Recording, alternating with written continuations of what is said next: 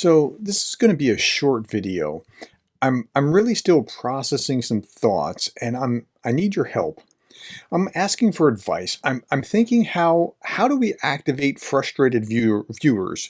Those of you who are watching these videos regularly, who want to support Ukraine, who want to do something more, want to contribute meaningfully, but you don't know exactly how. And I don't just mean like give to this charity or give to that. Not everybody has the wherewithal to give, and I understand that. That's not a problem.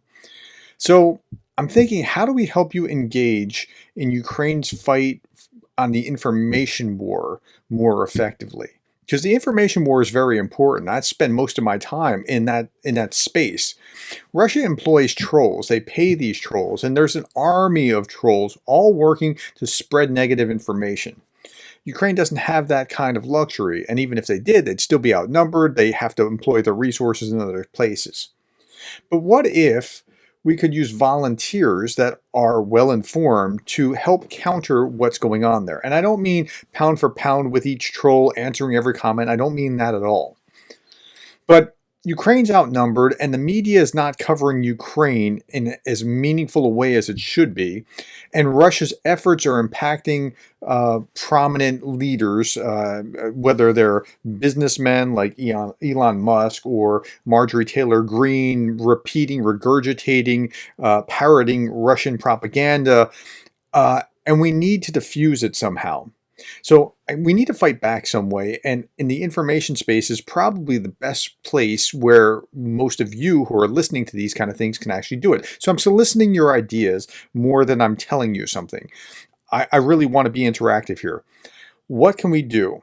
Okay, so here are some thoughts. First thought I had is, okay, so I did a Zelensky yacht photo video last week where somebody put this out, and then it was picked up in some no-name media, and then it was picked up by Redacted, who then put a whole video about it, and then when people like me were actually attacking that and saying, no, no, no, there's something not right here, and here's what's going on, and here's why these aren't right. And then Seisman Yachts, they particularly were powerful in putting out, nope, these aren't even the right kind of documents. Here's why this is wrong. Here's why that's wrong. Redacted removed it. They didn't retract anything. They didn't say, guys, I'm wrong. I have egg on my face. They simply removed it and didn't say a peep. But we need to keep at that kind of thing and not shutting that kind of thing down. So that's one way of approaching it. Second way of approaching it is a more of a dirty tricks model, and I have mixed emotions about this, and that is like my troller. If you can go back a few videos, you can see how he does that. But I'm not sure that I want to engage in that, but I'm really impressed with his moxie in going and taking it to them and making them nervous about what they're even saying and who might be amongst us that are trying to create problems for us.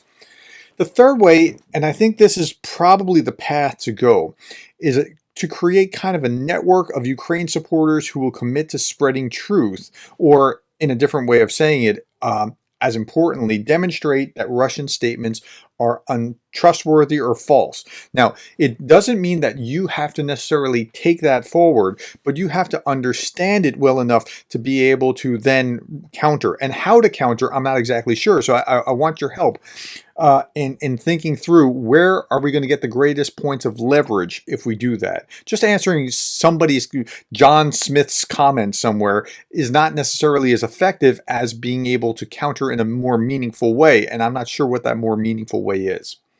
The fourth thing is that with that, I think we need, and NAFO does this really well, a NAFO alert type model, that if there is a particular hashtag, that everyone in that network will activate and actually spread that, reply to it, spread it, amplify it, do that kind of thing. Now, the question then is, how do you control that so that the trolls don't get in and use that hashtag and create a problem? So we have to think through those kind of things.